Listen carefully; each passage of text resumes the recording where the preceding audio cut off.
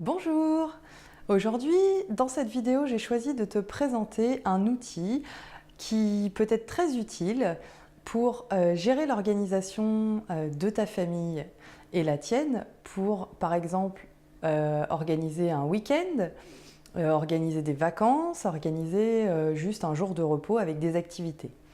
Cet outil s'appelle le rassemblement familial. Je m'appelle Mélanie Rouen, je suis l'auteure du blog harmoniefamiliale.fr que je t'invite à aller découvrir et sur lequel tu pourras trouver un ensemble d'articles sur la relation entre les enfants et les parents. Tu pourras trouver des astuces pour gérer plus facilement ton quotidien, pour entretenir ta relation de façon harmonieuse avec ta famille. Et je t'invite également sur ce site à découvrir mon guide, les 5 étapes qui te mèneront à l'harmonie avec tes enfants. Donc c'est un guide gratuit, tu n'as qu'à cliquer sur le bouton que tu trouveras en lien sur le site et tu pourras profiter de la lecture de ce guide. Alors le rassemblement familial, c'est donc un outil qui peut t'aider dans ton quotidien pour te mettre d'accord tout simplement avec ta famille. Parce que parfois, peut-être que tu as remarqué que sur certains jours de repos, des week-ends, des vacances, quand tu as une super idée, tu as envie d'organiser quelque chose et puis finalement tu organises ton truc et puis la journée ne se passe pas forcément comme tu l'avais envisagé. Ça peut concerner également le quotidien, c'est-à-dire l'organisation de la famille et de la vie de la maison, je dirais, de la vie de la maison au quotidien. Alors, pour se mettre d'accord, donc, je te propose de faire un rassemblement familial. Un rassemblement familial, c'est quoi? C'est un moment que tu te prends un soir, au milieu de la journée, après manger. C'est toi qui choisis le moment le plus opportun en fonction de ta famille, de l'âge de tes enfants et de ta disponibilité. Je te propose de t'installer en cercle, à même le sol par exemple, ou alors chacun sur un canapé. Ce qui est pas mal, c'est d'être chacun à la même hauteur. Que tout le monde soit à la même hauteur, de façon à ce que, en fait, à ce moment-là, il n'y a plus vraiment de parents et d'enfants, il n'y a vraiment que des personnes, tout au même niveau, sur un même pied d'égalité. Tu auras besoin pour faire ce rassemblement familial peut-être d'une feuille et d'un stylo si tu as envie de noter un petit peu les idées qui sont données pendant ce rassemblement familial, ou alors pourquoi pas le faire faire à un de tes enfants qui sait écrire et qui se portera volontaire pour le faire. Et tu auras besoin également d'un outil qui va symboliser ce qu'on appelle le bâton de parole, de façon à ce que ce ne soit pas l'anarchie, que tout le monde parle en même temps et que finalement personne ne s'écoute. Le bâton de parole est un outil qui est intéressant parce que la personne qui tient le bâton de parole est uniquement la personne qui parle. Ceux qui n'ont pas le bâton de parole écoutent. Donc le bâton de parole, ça peut être soit quelque chose que tu vas créer toi-même, soit quelque chose que tu vas créer avec tes enfants, soit simplement tu peux le symboliser par un stylo dans un premier temps, ou un bâton, un crayon ou quelque chose. Voilà comment se déroule le rassemblement familial. Je te propose dans un premier temps, si ce n'est pas une habitude que tu as déjà dans ta famille, voilà, d'en parler peut-être au cours d'un repas, si toute la famille prend les repas ensemble, ou au cours d'un moment où vous êtes tous ensemble, et d'expliquer, voilà, moi j'aimerais bien qu'on fasse un rassemblement familial pour discuter un petit peu, par exemple, de l'organisation des vacances, ou par exemple de l'organisation de la maison. Est-ce que tout le monde serait d'accord pour qu'on en discute, je ne sais pas, samedi après manger, ou demain, ou voilà, fixer à un moment donné, en parler, et expliquer à chacun l'objectif de ce rassemblement familial. Par exemple, donc voilà, l'objectif ce sera qu'on parle un petit peu des vacances, des envies de chacun, que vous réfléchissiez un petit peu chacun de votre côté à ce que vous avez envie de faire. Si on reprend l'exemple de l'organisation de la maison, ça peut être, voilà, j'aimerais bien qu'on parle des tâches que chacun a à faire dans la maison, du fonctionnement de la maison. Donc si vous pouvez y réfléchir, et puis comme ça on en parlera à ce moment-là. Ce qui vous plaît, vous pouvez réfléchir à ce qui vous plaît, vous pouvez réfléchir à ce qui vous plaît moins, à ce que vous aimeriez changer, ou à une nouvelle chose que vous aimeriez apporter. Le moment venu, donc vous faites le rassemblement familial, la date et le moment que vous avez convenu avec votre famille. Vous vous installez donc en cercle, avec ce bâton de parole, cette feuille et ce stylo si besoin est pour prendre des notes. Et vous faites un premier tour. Donc en vous passant à tour de rôle le bâton de parole. Et donc ce premier tour sera pour parler des choses qui vont bien, par exemple s'il s'agit de l'organisation de la maison.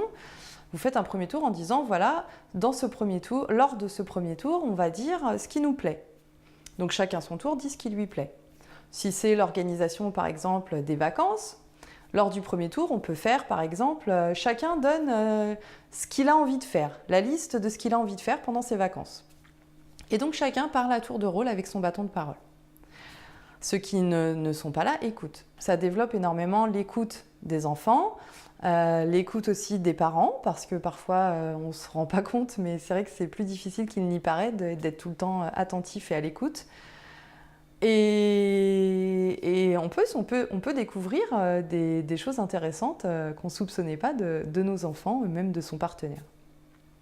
Le deuxième tour, si on reprend l'exemple de l'organisation de la maison, ce sera on va faire un deuxième tour sur les choses qui nous dérangent dans l'organisation de la maison. Voilà. Donc par exemple, moi j'en ai marre, j'ai l'impression que c'est toujours moi qui mets la table, ou moi je me sens seule à faire tout le temps tout ce qu'il y a à faire dans la maison. Voilà. On fait un tour donc des choses qui dérangent chaque personne. Donc s'il s'agit des vacances, vous pouvez faire également un deuxième tour avec les choses que vous n'avez surtout pas envie de vivre pendant ces vacances. Par exemple, moi j'aimerais bien que pendant ces vacances, on ne se dispute pas, j'aimerais bien qu'on crie le moins possible, j'aimerais bien qu'on puisse se reposer, etc. Ensuite, l'idée est de faire un troisième tour avec la mise en place de solutions. Alors, s'il s'agit de l'organisation de la maison, par exemple, vous reprenez les choses qui dérangent et de chaque personne. Par exemple, on va dire, on commence par, je sais pas, vous avez une petite fille qui s'appelle Julia, on va dire, voilà, on commence par ce qui dérange Julia. Moi, j'ai entendu que Julia était dérangée par telle et telle chose.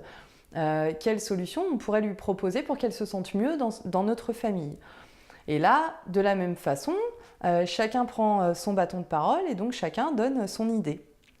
L'objectif étant d'écouter chaque personne et d'essayer d'apporter une solution à chaque personne pour pouvoir terminer le rassemblement familial en mettant en place des nouvelles choses. S'il s'agit de l'organisation des vacances, le troisième tour sera de planifier, par exemple, d'accord, donc moi j'ai entendu que Julia elle avait envie de faire ça pendant ses vacances, alors moi je propose que pendant 2 jours dans la semaine, on fasse ça pour Julia. J'ai entendu que Romain, par exemple, un autre enfant, aimerait faire ça, donc moi je propose que le matin, par exemple, après le petit déjeuner, on puisse faire ça avec Romain. Maman aimerait bien faire ça, donc moi je propose qu'on fasse ça comme ça. Et puis l'objectif est vraiment que tout le monde se mette d'accord pour essayer d'organiser un petit peu, d'assembler les différentes pièces comme les pièces d'un puzzle en fait, pour essayer de se mettre d'accord. Et cette idée de rassemblement familial en fait permet une concertation de toutes les personnes de la famille et vous allez voir que vous pouvez en fait apprendre à découvrir des choses sur vos enfants et vous pouvez également en discutant faire en sorte que l'organisation au quotidien soit plus fluide.